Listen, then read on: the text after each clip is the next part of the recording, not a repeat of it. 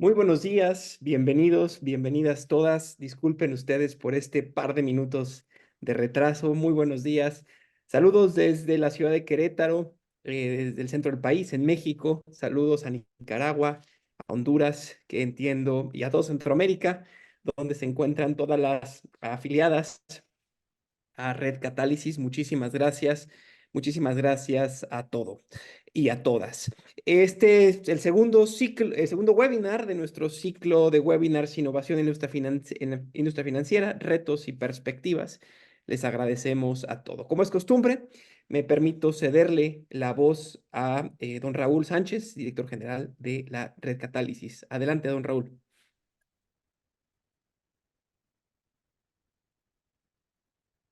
Muchas gracias, Rafael, muy amable. Muy buenos días a todos. Muy contentos con la participación, con la buena acogida que continuamos con nuestros webinars y sobre todo temas interesantes que nos contribuyen a fortalecer nuestros conocimientos y actualizar nuestra información que debemos tener. El tema de hoy es muy interesante, el de la economía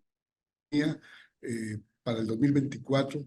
Estamos en un mundo cambiante, en un mundo que cualquier decisión que se tome en los centros de poder afecta el trabajo que estamos haciendo en la industria de las microfinanzas o en cualquier otra industria que se esté trabajando. Hoy, por ejemplo, se habla, o estos días se está hablando de las tasas de interés en Estados Unidos y cualquier cambio que pueda suceder va a afectar nuestra economía. También se escucha que la Unión Europea ha establecido un nuevo reglamento para recibir importaciones de productos del resto del globo y que en alguna medida va a afectar la economía de nuestro. Y tenemos que estar al tanto de todo esto. Y gracias que tenemos esta alianza con la Universidad de Mondragón, quien brinda excelentes profesionales para escuchar todas estas. Rafael, y bienvenidos a todos. Muchas gracias, don Raúl. Gracias a todas las personas que se han conectado. De nuevo, muchas gracias a Red Catálisis por la gestión. Antes de cederle la voz al maestro Efraín Ríos, me gustaría presentarle y leerle su semblanza. El maestro Efraín Ríos Telles es maestro en banca y finanzas por la King's College en Londres, en Reino Unido. Y su disertación habló sobre la eficiencia del mercado enfocado al análisis de instrumentos de renta fija.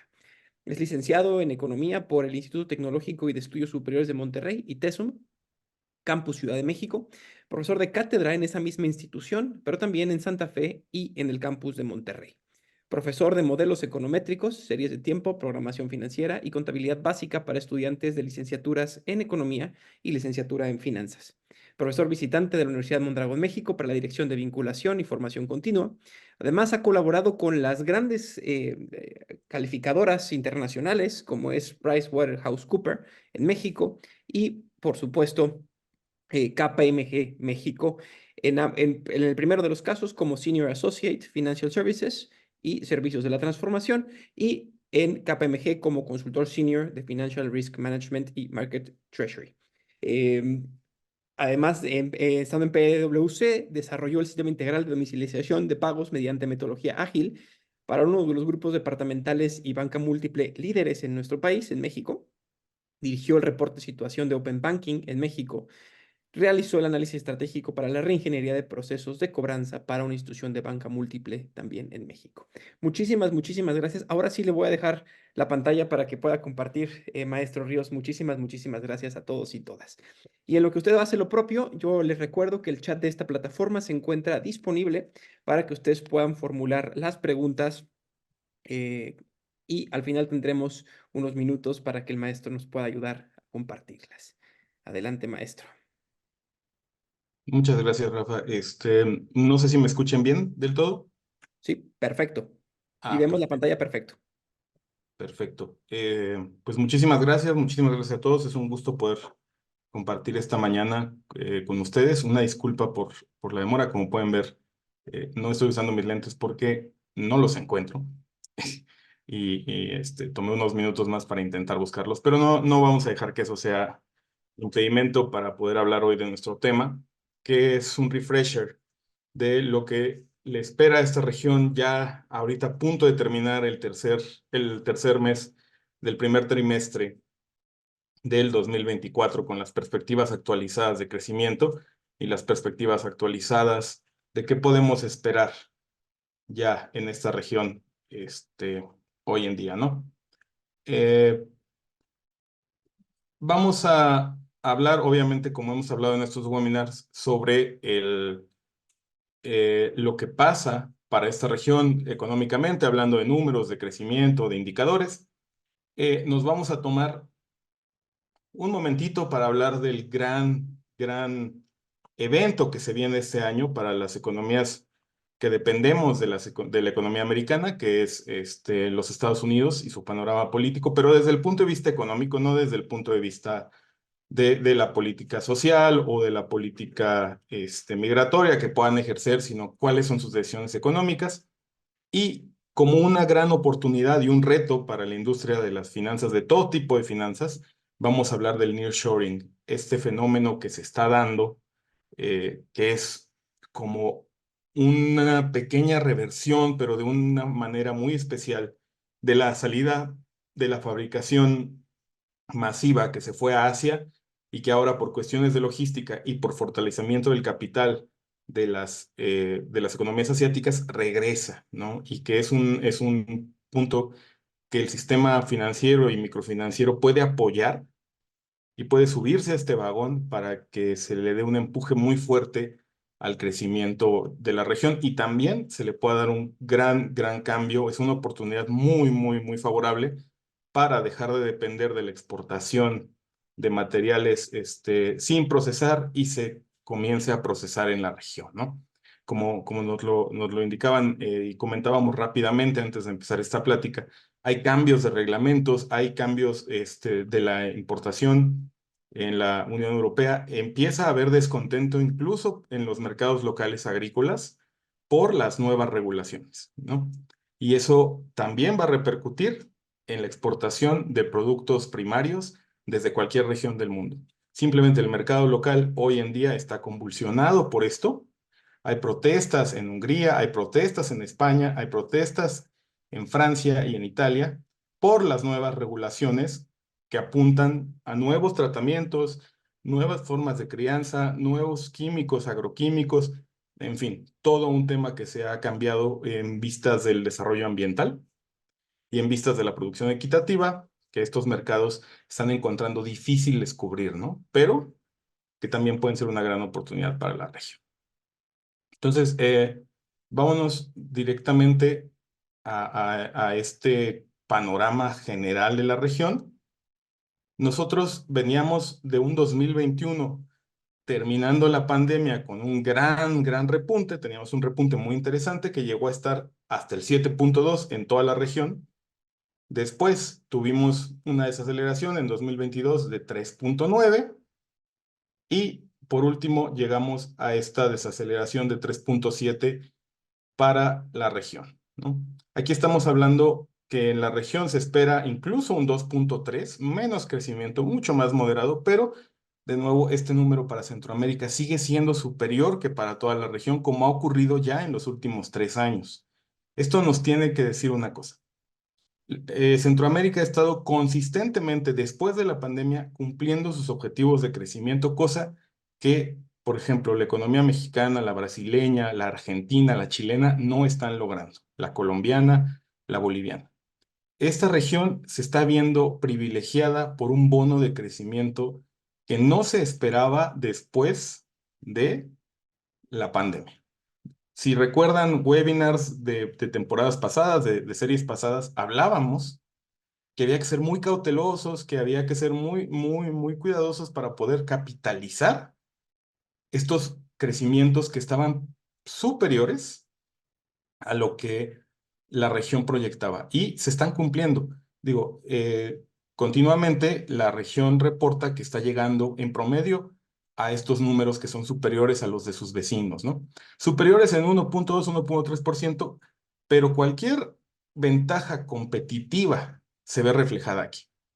Obviamente, la recuperación de la pandemia ha sido exitosa, si bien no en el tema social, o si bien no como nos gustaría, todavía con ciertas deficiencias, económicamente la región se ha podido poner de pie, ¿no? Y esto es una muy buena noticia para todos nosotros y es una muy buena noticia para aprovecharla con oportunidades como el nearshoring, ¿no? Evidentemente el Banco Mundial considera que hay un crecimiento promedio del 2%, como les decía, un 2.3, 2.5 para finales del año, y después una desaceleración, ¿no? Para 2024 para toda la región, pero Centroamérica sigue bastante bien, ¿no? ¿Son modestas estas cifras de crecimiento? Claro que son modestas, no son los 7, los 8%, pero se está estabilizando a los niveles esperados, lo que les comentaba, durante los años anteriores, ¿no? Los flujos de capital vuelven después de haberse secado y después de haber tenido problemas logísticos mundiales, como el bloqueo del canal de Suez, el sobretránsito en el canal de Panamá. Empieza a fluir de nuevo capital y la situación política mundial y las tasas de interés altas empiezan a afectar también a la región. También aquí hay un tema. No todo es positividad. La situación política mundial puede, y por eso vamos a hablar de la situación política americana en materia económica, puede afectar este número, y las altas tasas de interés también pueden seguir afectando este número y van a seguir afectando a las economías latinoamericanas y a las economías centroamericanas. ¿Qué está pasando con esto? Vamos a tomarnos un minuto para hablar de las tasas de interés. Recordemos que en los países que tienen un banco central autónomo, el gobierno no puede dictar la emisión ni las tasas de interés. Esto es responsabilidad del Banco Central. El gobierno solamente puede afectar la economía gastando más o gastando menos, o pidiendo más o pidiendo menos dinero. Esto de la tasa de interés a la que se presta lo determinan los bancos centrales. Los bancos centrales están viendo una economía bastante caliente en el sentido inflacionario. Los Estados Unidos vienen de un periodo inflacionario muy fuerte. Recordemos el año pasado, inflaciones del 7, 8%. Recordemos en México hace 2 años, inflaciones del 11%, que eran cifras que no habíamos visto ya desde los 80s, que esperamos no volver a ver. Y entonces, para enfriar la economía, los bancos centrales aumentan la tasa de interés para que la gente desista de gastar o desista de invertir, de invertir en negocios, y mejor guarde dinero en el banco, reduzca la velocidad del gasto de este dinero y la inflación se aplaque. Esto es una tendencia que viene a la alza, a la alza, a la alza, y se esperaba que se empezara a revertir ya. El Banco de México esperaba tirar la tasa de interés un par de puntos ya, pero en la última minuta de la Fed decidieron dejarla en 5.25 a 5.5. Esto es un máximo histórico como ha estado sucediendo. No la subieron, pero han decidido no bajarla.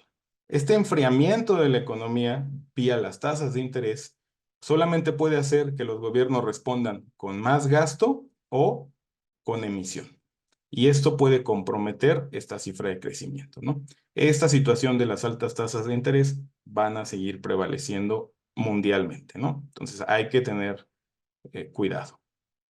Desglosando el crecimiento en la región, vamos a empezar por el centro, que es Centroamérica. Ya habíamos visto este número del 3.7. Continuamos con un fuerte crecimiento sostenido desde la recuperación de la pandemia y existe el potencial para aprovechar ventajas competitivas. ¿Qué ventajas competitivas tenemos en la región?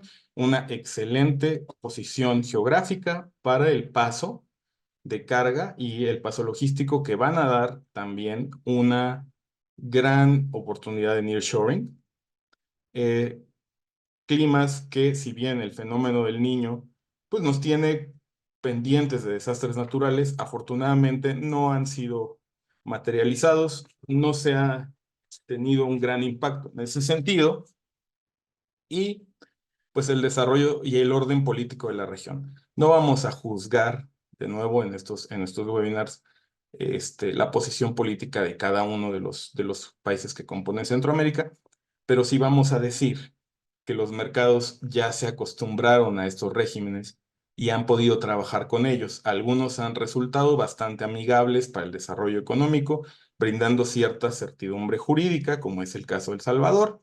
Algunos han mantenido el status quo, como es el caso de Nicaragua. Algunos se muestran progresivos, pero de nuevo con grandes ventajas impositivas, como es el caso de Panamá. Todo esto ha permitido que se recupere la región y que existan ventajas competitivas sobre la misma. Eh, Hablando del tema migratorio y de las remesas, que son gran componente de la riqueza de Centroamérica, la hostilidad hacia la migración se ha relajado un poco por parte de los Estados Unidos, empieza a regularizarse y también estabilizarse el flujo migratorio. Dejan de haber estas oleadas tan publicitadas para regresar a un flujo pues, más constante al que desafortunadamente estamos acostumbrados. Desafortunadamente, porque pues, nuestras economías deberían de ser capaces de acoger a nuestra propia fuerza productiva y brindarles la calidad de vida que se merece, ¿no?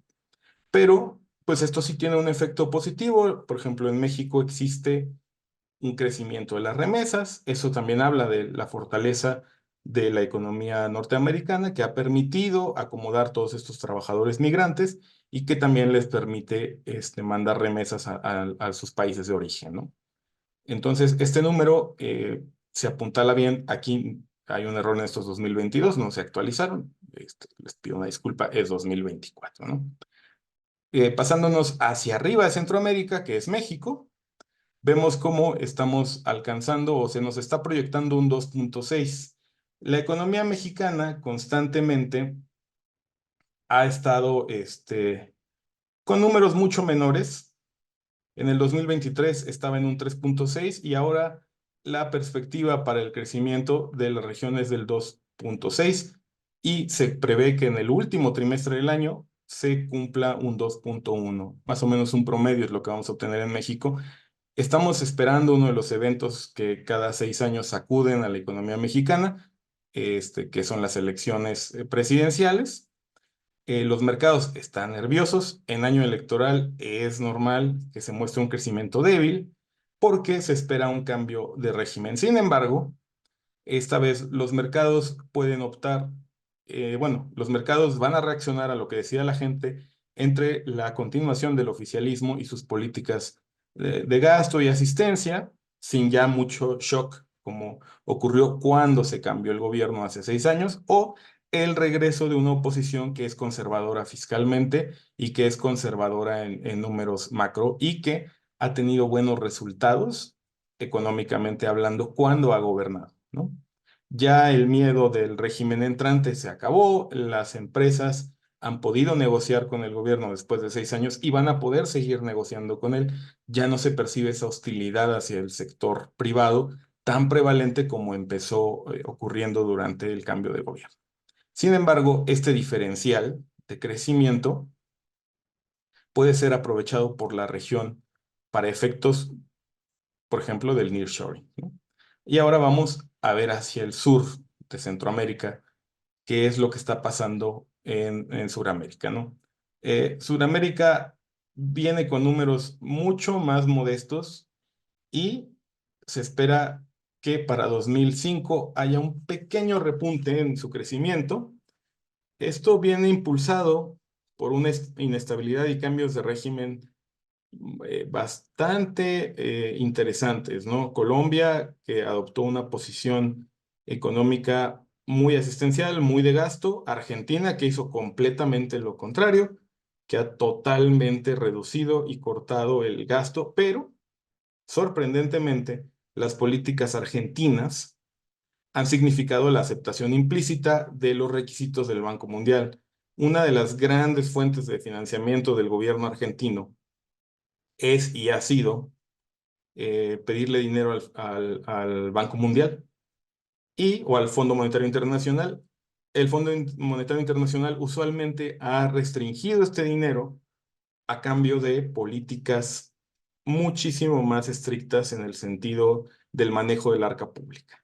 al ganar el gobierno actual en la Argentina, empiezan a promover una política de austeridad y limpieza del gasto, sin querer complacer al Banco Mundial, pero logrando estos objetivos. Por lo tanto, el capital internacional que necesita Argentina en estos momentos para funcionar vuelve a fluir, pero se encuentra con un Brasil que ralentiza la región, ¿no?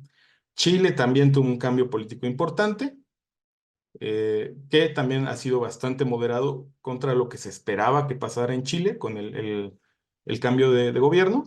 Brasil ralentiza la región y eso, pues Brasil es el principal causante de esta cifra, ¿no? Para Brasil se espera un 1.5 a finales de este año y para terminar el trimestre estamos esperando un 3.1. Hay una gran caída en Brasil y se asoma otra vez inestabilidad política en el gigante del sur, ¿no?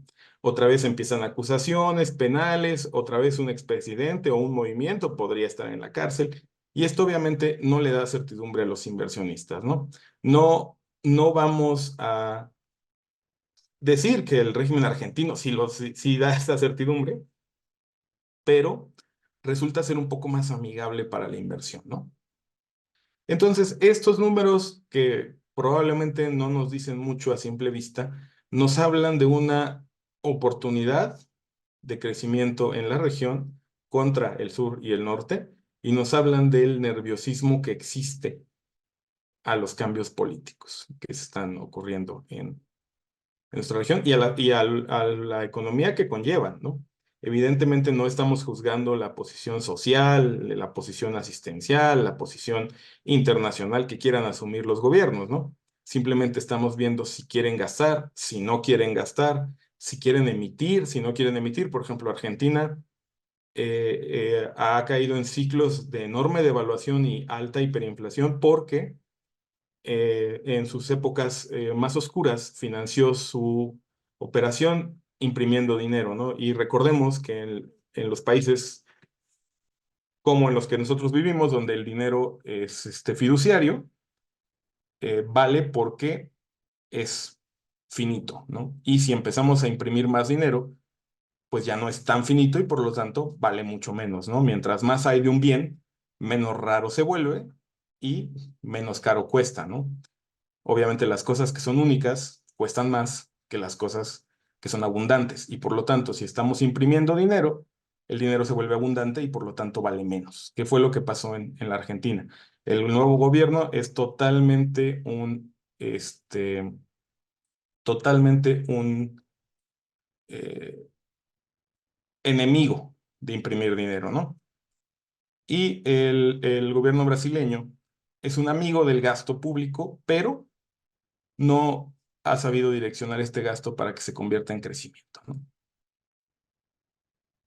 Este, como les decía, el panorama este, político está cambiando en la región de maneras muy estrepitosas, ¿no? Recordemos hace poco lo que pasó en el Perú con los cambios de gobierno, recordemos lo que pasó en Colombia, lo que les comentaba, el bandazo de una línea de gobierno a la otra, lo mismo pasó en Argentina, pero a la inversa, y los problemas que empiezan a surgir en Brasil. Encontramos entonces en esta región la estabilidad que los mercados piden, ¿no? No, olvidémonos de Cuba, que es un caso que se cuece aparte, pero aquí encontramos cierta estabilidad en los programas fiscales y en los programas, en las tasas y en lo que el Banco Central hace, permitiéndonos números más favorables, ¿no?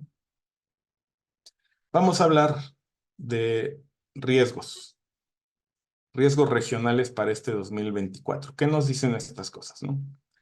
¿Qué podemos esperar, obviamente, en ese 3.7? ¿Qué podría afectarnos ese 3.7? ¿A qué hay que tenerle cuidado? Tenemos un 2024 que se antoja muy sólido, pero obviamente tenemos que estar extremadamente vigilantes de lo que pase al norte y al sur de la región. También sabemos que las políticas fiscales ya se terminaron, las expansionistas, ya esta recuperación pandémica ya terminó, ya no estamos sujetos a lo que está pasando ahí.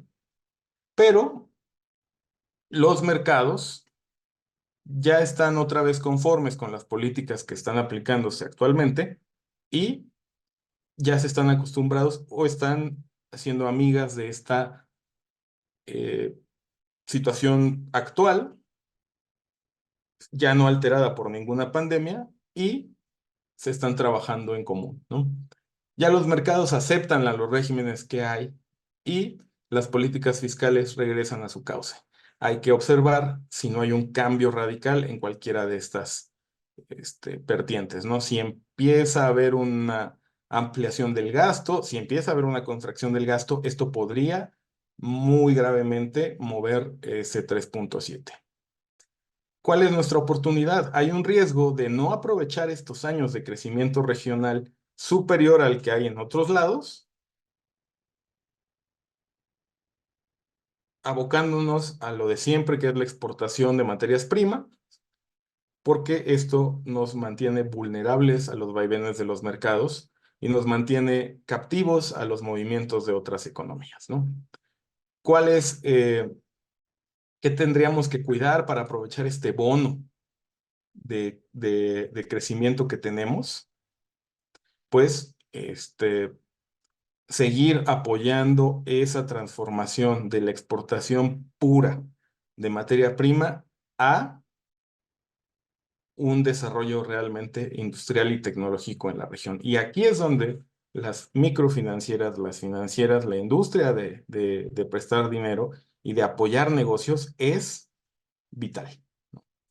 No vale la pena dejar pasar esta operación y no vale la pena dejar pasar esta oportunidad que tiene esta región, y hay que apuntalarla alejándonos de mandar materias primas y empezando a desarrollar centros de transformación de las mismas. ¿Por qué? Porque si no, vamos a seguir atados a los vaivenes económicos que estamos acostumbrados y que afortunadamente desde 2021 no se ven en la región, ¿no? Y por último, hablemos de la deuda. La deuda que existe en la región sigue siendo de motivo de preocupación, sobre todo en el Caribe. Las economías caribeñas siguen extremadamente endeudadas a comparación de lo que logran producir, y obviamente las economías centroamericanas están endeudadas en niveles que, si bien son tradicionales, no son favorables y podrían ser completamente diferentes si las políticas de gasto resultan responsables, ¿no? Simplemente podemos encontrar que para la inversión completa de la región esperamos un repunte de 2.4 a 3.6. ¿Qué pasa? Viene inversión y hay que saberla aprovechar. Y hay que saberla aprovechar sin pedir dinero. Sin pedir dinero no me refiero a los clientes de las microfinancieras, sino a los gobiernos para evitar estar a merced de los vaivenes de las tasas de interés. Estos son nuestros riesgos regionales. De nuevo, esta vez ya nos tenemos que fijar no solamente en los repuntes pospandémicos. Nuestro verdadero riesgo está en este año electoral para México y para los Estados Unidos. Nuestras políticas expansionistas o contraccionistas, ¿qué va a pasar? ¿A dónde se va a mover ya una vez que estamos estable?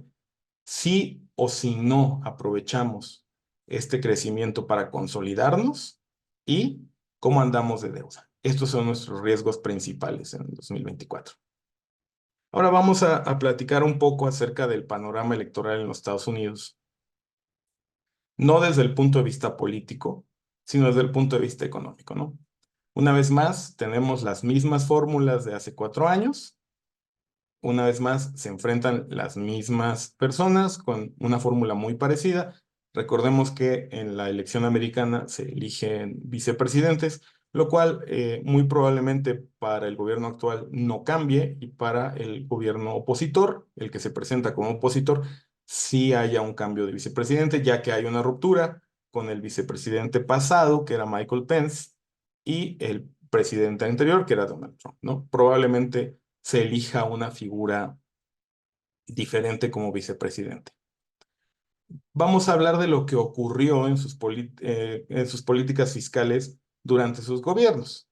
La verdad es que ninguno de los dos parece interesado en reducir la deuda nacional y sus políticas fiscales resultan bastante parecidas.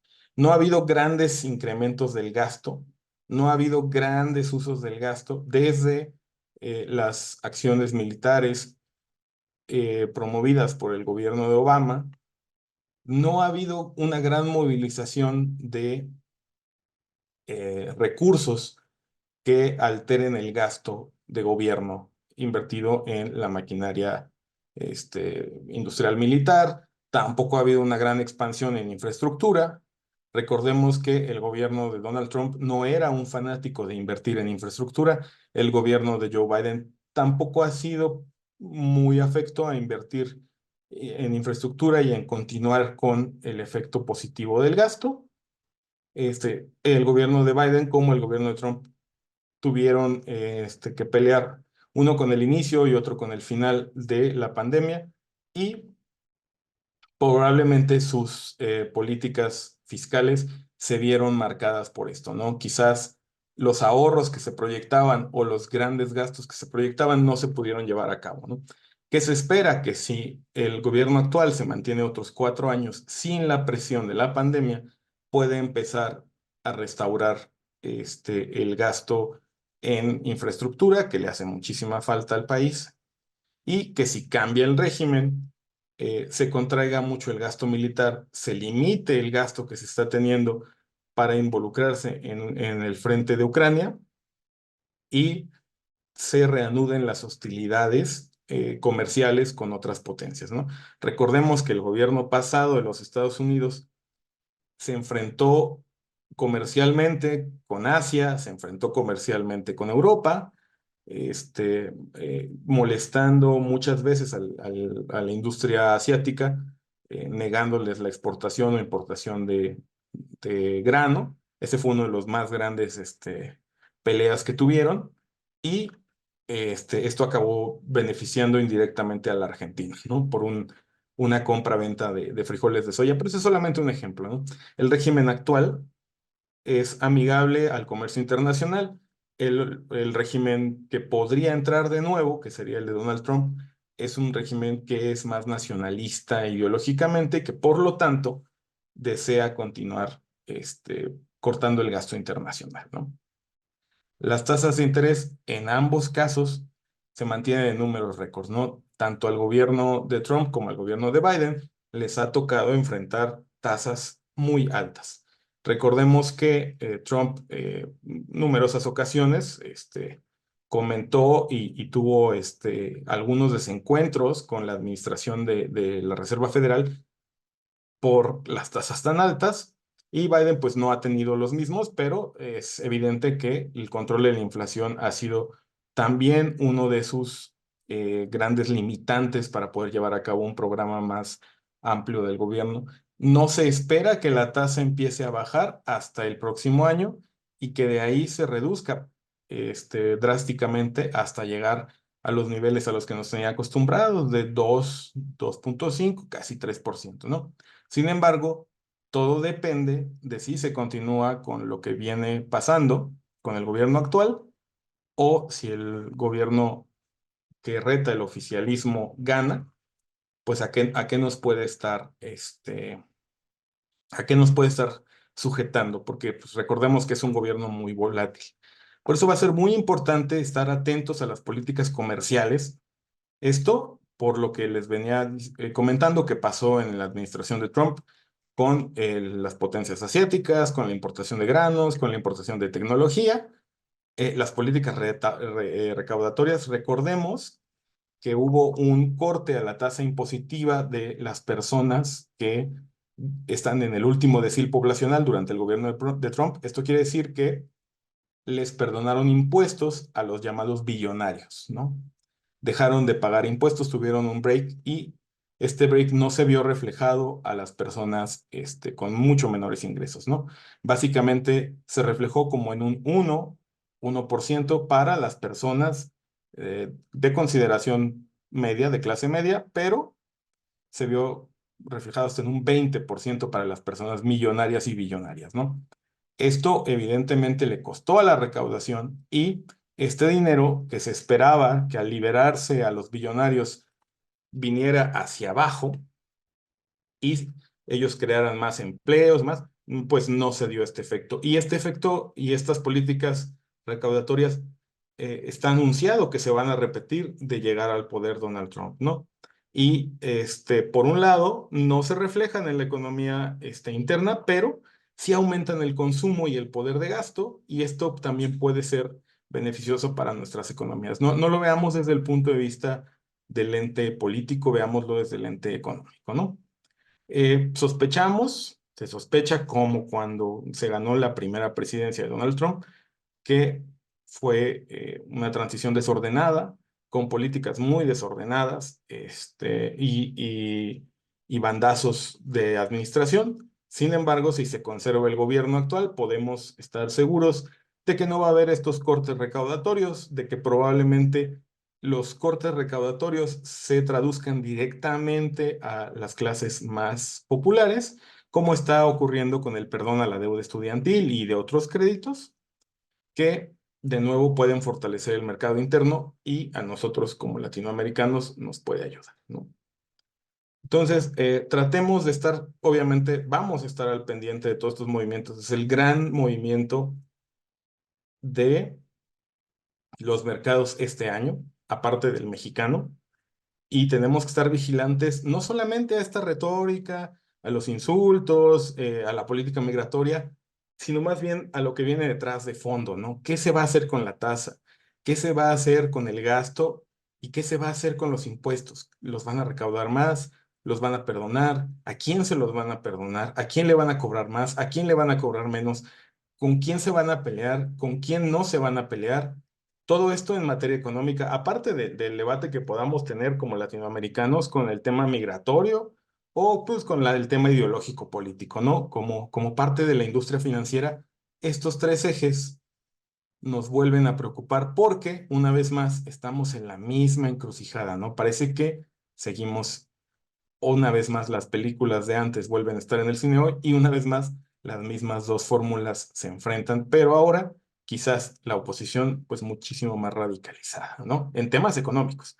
Dejemos de hablar de temas sociales, probablemente en temas económicos se vea mucho más radicalizada, aunque recordemos que su paso anterior solamente trajo algunos berrinches comerciales, un break de la política recaudatoria, pero cierta estabilidad en estos dos ejes, ¿no?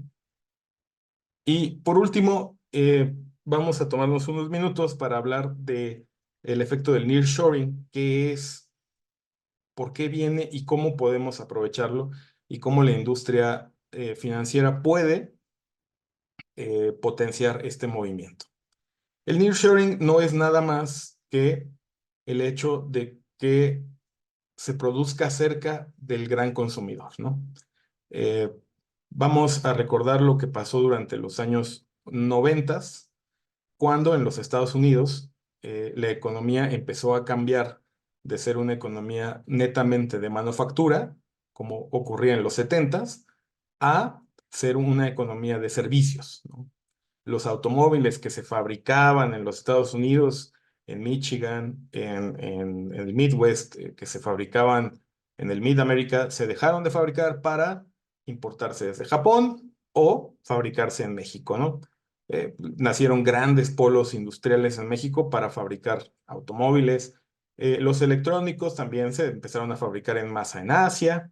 Y últimamente, pues, por ejemplo, los textiles también se están fabricando en Asia. Eh, Bangladesh, China, Bután, Tailandia, Vietnam, se empezaron a hacer enormes centros de manufactura de una economía que pasó de fabricar lo que consumía a proveer servicios y consumir del exterior. ¿Qué pasa? Esto era muy rentable porque los envíos y la logística eran muy baratos y también recordemos que las condiciones laborales en otros mercados eran muchísimo más amigables, ¿no? No tenían que pagar sueldos americanos por productos que se podían realizar con sueldos asiáticos, por ejemplo, ¿no? ¿Qué pasó? empezó a pasar transferencia de tecnología, resulta que ya se empiezan a hacer en el exterior manufacturas mucho más complejas, ¿no? Por ejemplo, en México ya no solo se ensambla el automóvil, sino que se desarrollan algunos componentes. Ya no solamente se abre la caja y se juntan las piezas como si fueran un rompecabezas, sino las piezas también se fabrican dentro de México, ¿no? Y empieza a pasar que el desarrollo económico de los mercados que absorbieron este boom de consumo americano empiezan a subir sus condiciones y empiezan a desarrollar tecnologías, ¿no? Ya no solamente hablamos de manufacturas muy baratas chinas, sino de productos de alta calidad, computadoras, televisiones, y de desarrollos propios, ¿no? O sea, no solamente fabricar los diseños americanos o europeos, sino desarrollar sus propias tecnologías, ¿no? ¿Y qué pasa con esto? Estas empresas que ahora ya desarrollan tecnología, que ahora ya no están expensas a fabricar lo que se les manda maquilar y que empiezan a hacer una punta industrial y una punta de desarrollo, regresan a estar cerca del gran mercado, ¿no? Ya no quiero fabricar televisiones en China y mandarlas a los Estados Unidos, sino que quiero fabricar televisiones. La marca china tiene suficiente capital para fabricarlas en México, ahorrarse la logística, ahorrarse el transporte, ahorrarse la merma y distribuir cerca de su mayor consumidor, ¿no? Regresan esos trabajos, regresan esas manufacturas, pero no regresan como eran, regresan de la mano de los gigantes asiáticos a regiones más favorables, ¿no? Y más favorables por la sencilla razón de que estamos más cerca. Porque quizás los sueldos asiáticos sigan siendo mucho menores y las condiciones de trabajo mucho peores que las que existen en México, Centroamérica y Sudamérica. Pero estamos cerca. Por eso le llaman nearshoring, cerca de la costa, estamos cerca del hogar y podemos entender y responder las dinámicas de consumo y de logística de nuestro mayor cliente, que en este caso bien puede ser Europa, bien puede ser Norteamérica. Esto nos lleva a un deseo de abatir costos. Evidentemente, no vendrían los gigantes asiáticos a fabricar en nuestros territorios si los costos no fueran los adecuados. Y eso se está dando, empieza a resultar ya descontando la logística y dado el desarrollo y el aumento de las economías asiáticas, que se vuelve razonable volver a fabricar en Centroamérica y en México y en Sudamérica. Y esto también nos da una colaboración simplificada. Recordemos que México como Centroamérica tienen estructuras arancelarias similares a las de los Estados Unidos, tienen regulaciones similares a los Estados Unidos. México comparte un tratado de libre comercio que no comparten otras naciones asiáticas con los Estados Unidos, ¿no? Especificaciones técnicas y de logística. Recordemos que la logística terrestre y por la logística férrea también está armonizada con el sistema americano y entonces se deja de depender del puerto como única vía para acceder al mercado norteamericano o al mercado europeo y comienza a haber una potencial colaboración por tierra, por ferrocarril, que permiten de nuevo bajar los costos y una colaboración mucho más simplificada, porque obviamente al ser un fabricante de televisiones chino, si uno fabrica en Rumania o en Hungría, las puertas del mercado europeo están abiertas, sin mayor trámite para exportar, ¿no? Si uno es un fabricante de semiconductores chino y decide instalarse en México, el transporte terrestre, la respuesta inmediata y el Tratado de Libre Comercio, pues permiten inmediatamente acceder al gran mercado americano, ¿no?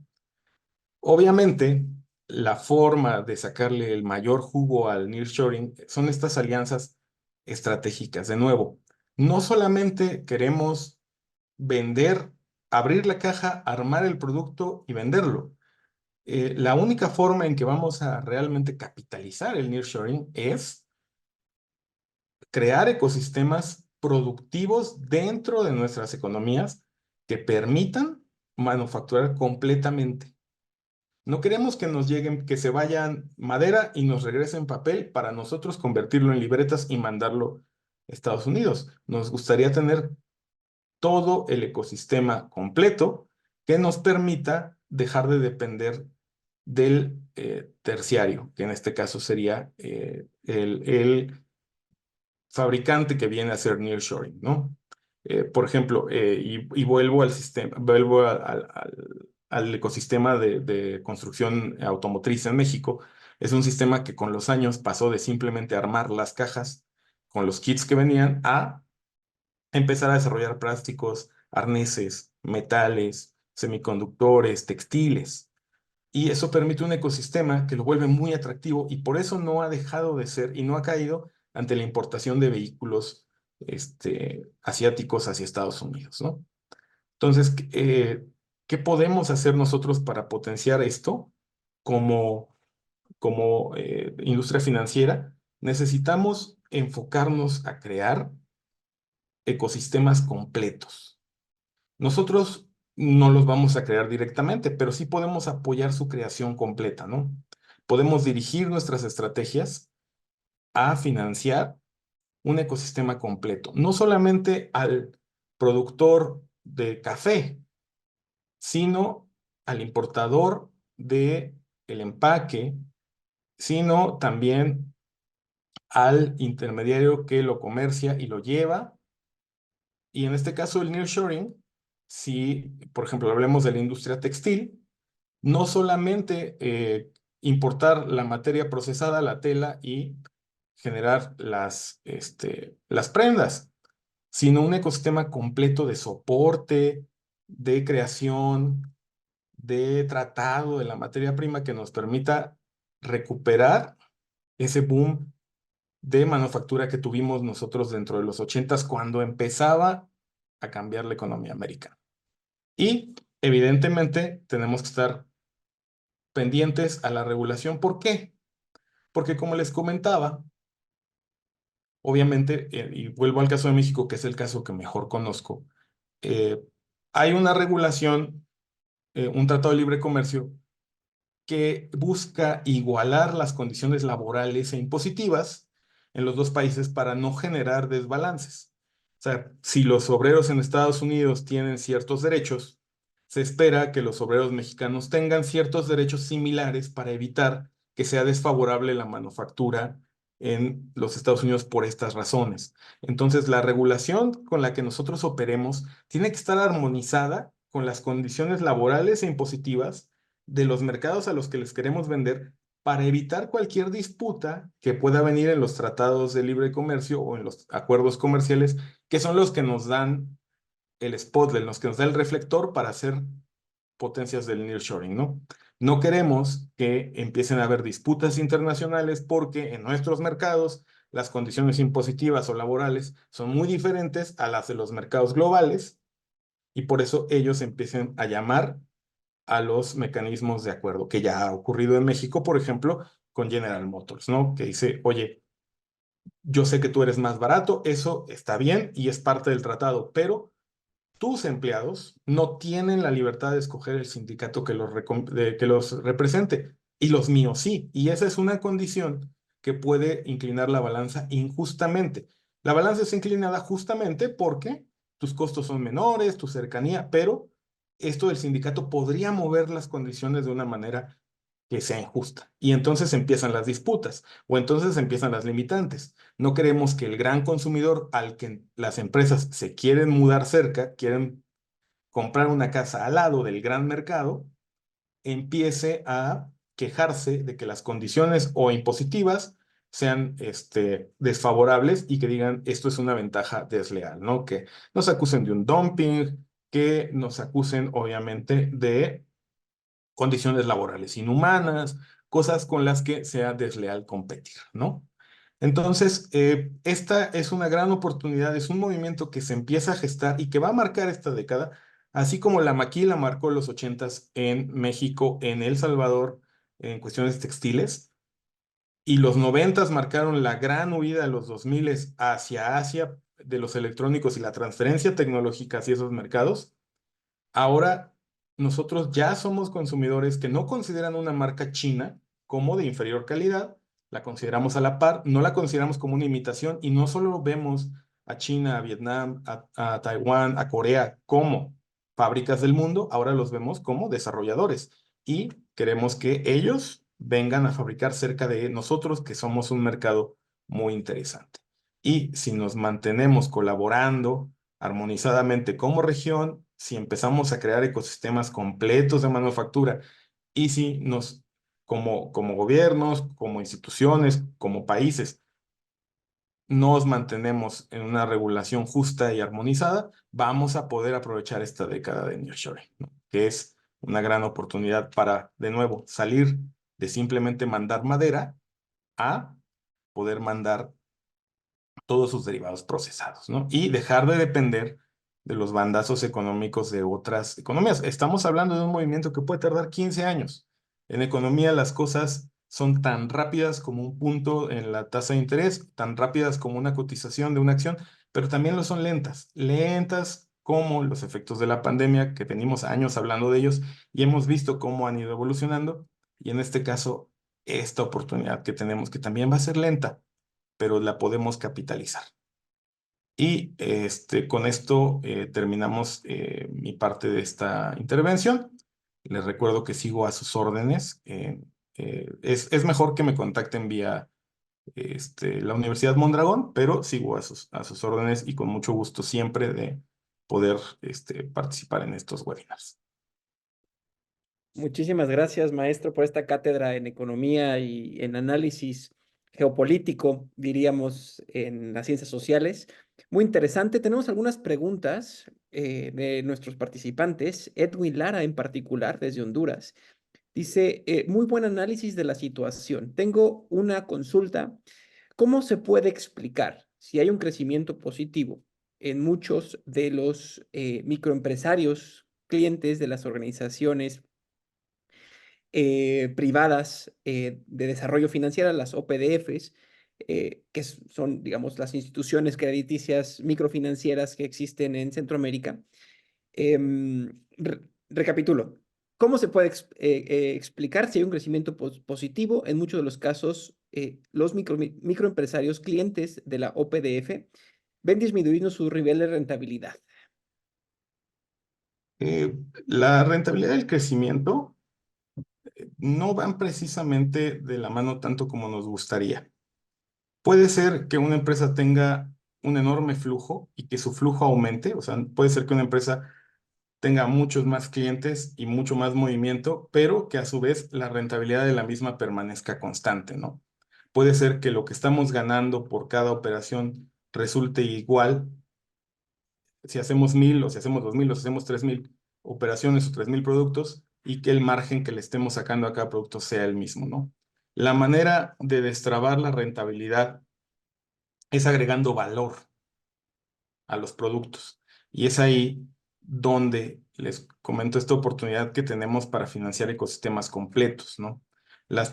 El simple hecho de tener más clientes y de tener más flujo y más operaciones no se van a traducir 100% en rentabilidad a menos de que nosotros seamos más eficientes, tengamos mejores métodos de producción o produzcamos cosas más complejas, que eso es lo que en la región a veces no se ve.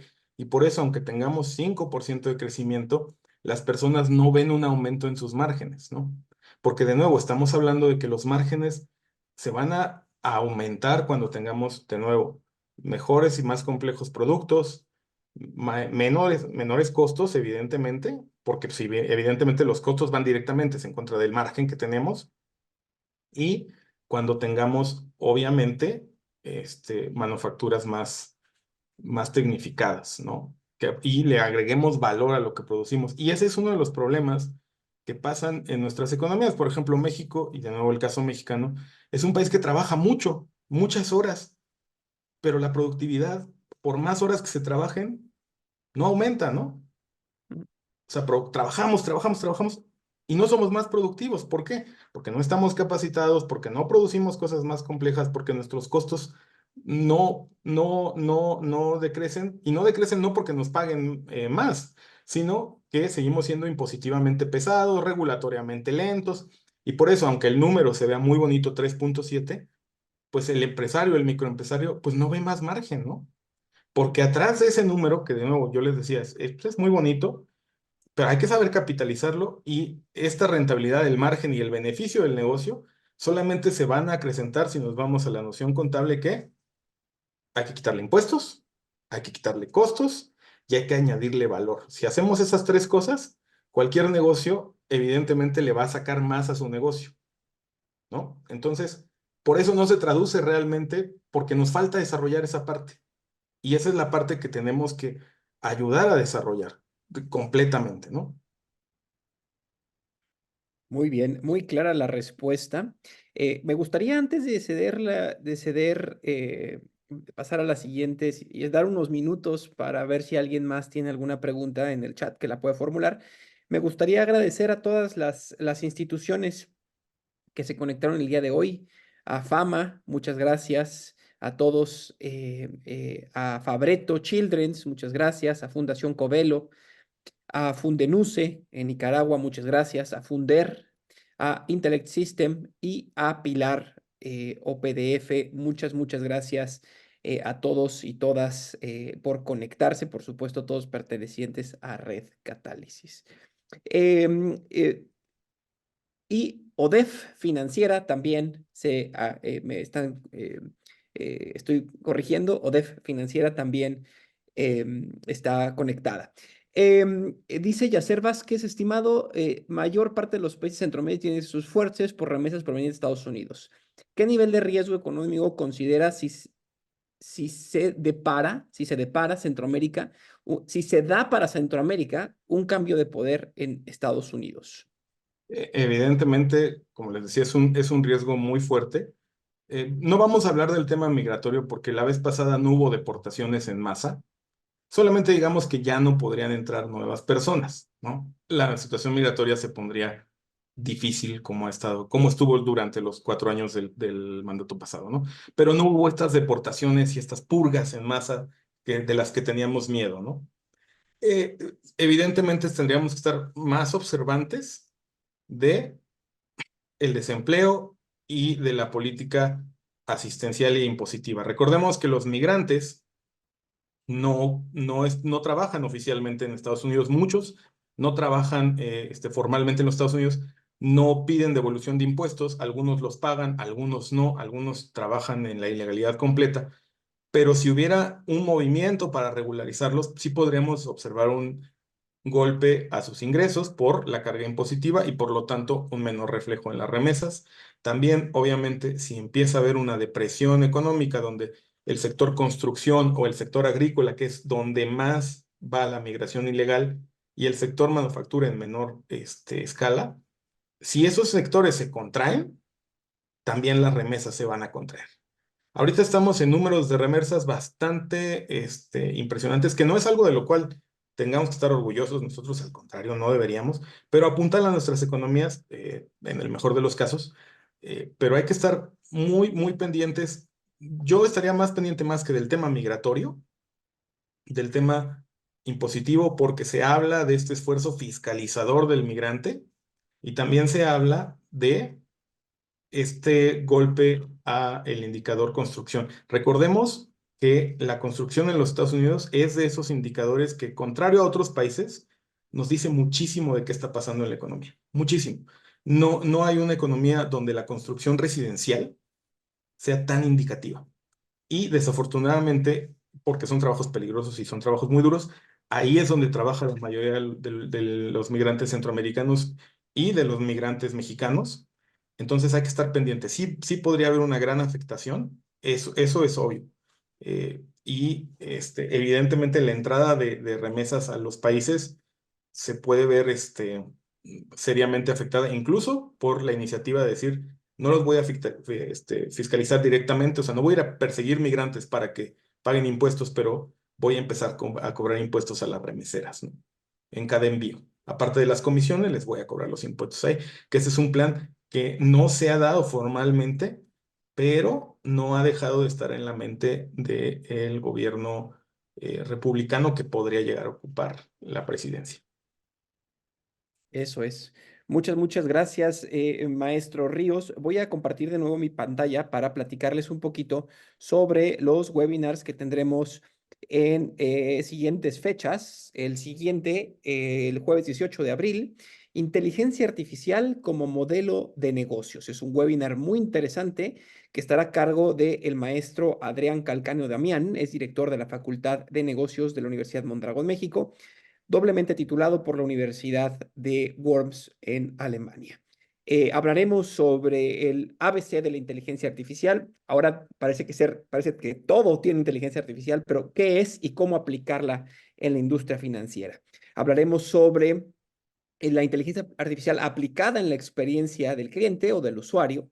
Y hablaremos también sobre innovación, disrupción en el sector financiero, las mejores prácticas a nivel internacional.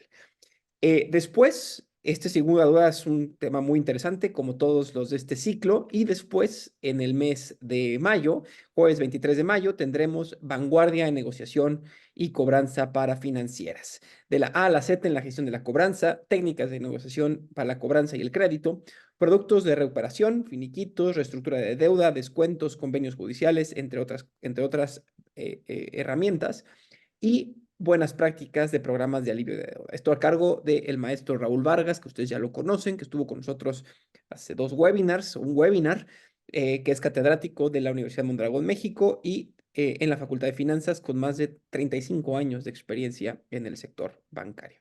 Habiendo dicho esto, y no habiendo más preguntas, queda más que agradecer de nuevo a Red Catálisis, que este año celebramos muchos años ya del inicio de nuestra alianza. Estamos muy contentos de ello y los esperamos en futuros webinars. Muchísimas gracias. Que tengan una muy bonita tarde de jueves. Hasta la próxima. Gracias.